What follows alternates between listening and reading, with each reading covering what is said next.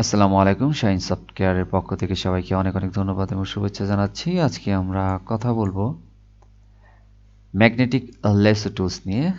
কিবোর্ডের এল থেকে এই টুলসটিকে আপনারা সিলেক্ট করতে পারেন, তাছাড়া মাউস পয়েন্টার দিয়ে সিলেক্ট করতে পারেন, কোনো সমস্যা নাই। তো বিষয়টা হচ্ছে যে আপনারা যদি আহ, এই টুলসটিকে শো করাতে চান, তাহলে এখানে তিনটে ডট থাকে, এগুলো হচ্ছে এক্সট্রা টুলস। এই টুলসগুলোকে আমরা এখানেও রাখতে পারি অথবা এক্সট্রা টুলসেও রাখতে পারি। আমাদের টুল বারের মধ্যে এই টুলগুলো আছে এবং হচ্ছে এক্সট্রা টুলসের ভিতরে এই টুলসগুলো, হিডেন টুলগুলো আছে। তো হিডেন টুলগুলোকে আপনারা এই টুল বারের মধ্যে শো করাতে পারেন, কোনো সমস্যা নেই। এটাকে বায়ে নিয়ে আসবেন এবং মুভ টুলসকে ডানে নিয়ে আসবেন, তাহলে টুল বারে চলে আসবে। আর হচ্ছে এক্সট্রা টুল চলে আসবে টুল বারে, টুল বারের টুলগুলো চলে যাবে হচ্ছে আপনার এক্সট্রা টুলসে। তো এভাবে আপনারা আপনাদের কাজের প্রয়োজন অনুযায়ী আপনারা টুলসগুলোকে সাজিয়ে নিতে পারেন, অথবা এখানে তিনটা ডট থাকবে। আমি যেহেতু ম্যাগনেটিক লেসো টুলসটাকে আগেই সিলেক্ট করে ফেলছি, তো এখানে শো করতেছে। তো এটি টুলসের কাজটা কি? এটা হচ্ছে যে মূল বিষয়। এই টুলসের কাজটা হচ্ছে ম্যাগনেটিক, অর্থাৎ হচ্ছে চৌম্বক, কথাই বোঝা যাচ্ছে।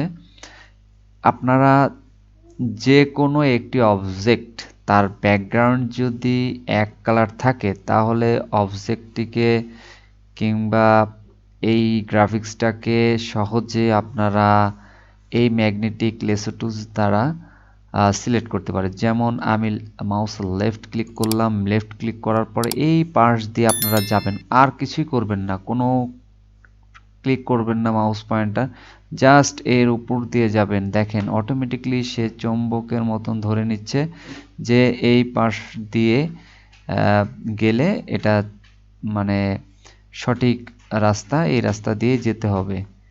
তো সে বুঝে নিচ্ছে, তারপরও কিছুটা তো আসলে থাকবে, সে ধরতে পারতেছে না এই জায়গাটুক।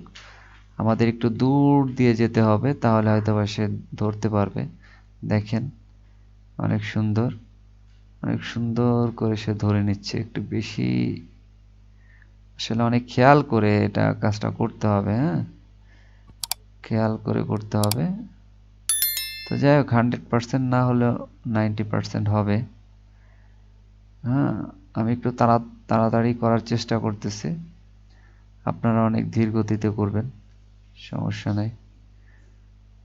এই যে এই যে এই যে এই যে এই যে এই যে এই যে অনেক সুন্দর, মোটামুটি শেষের দিকে আসছে। এটা যদি মাল্টি কালারের ভিতরে করতে চান কিংবা ব্যাকগ্রাউন্ড যদি মাল্টি কালার থাকে, তাহলে আপনাদের কিন্তু এত নিখুঁত হবে না, আমি আগে থেকে বলে দিচ্ছি।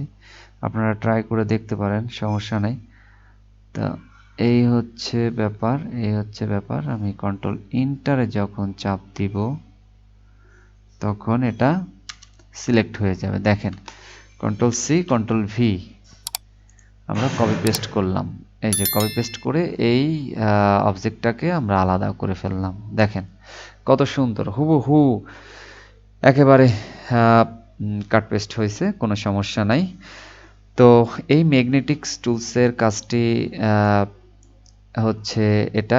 এখানে দেখেন তিনটা ডট চলে আসছে, ঠিক আছে? এখানে চাপ দিলেই দেখেন ম্যাগনেটিক টুলসটা শো করছে। আবার যদি চাপ দিয়ে ধরে রাখেন, তাহলে কিন্তু এই টুলসগুলো, এক্সট্রা টুলসগুলো শো করছে। আমি এখানে সব টুলস দেখাবো না আসলে, এখানে সব টুলস আমাদের সব সময় দরকারও নাই। এর জন্য যেগুলো ইম্পর্টেন্ট সেই টুলসগুলোই আমি দেখাচ্ছি, ওকে? তো আজকে দেখালাম হচ্ছে ম্যাগনেটিক লেসো টুলস। তো ধন্যবাদ সবাইকে, আশা করি সবাই বুঝতে পারছেন। যদি সমস্যা হয় তাহলে অবশ্যই আমাদেরকে কমেন্টসে জানাবেন।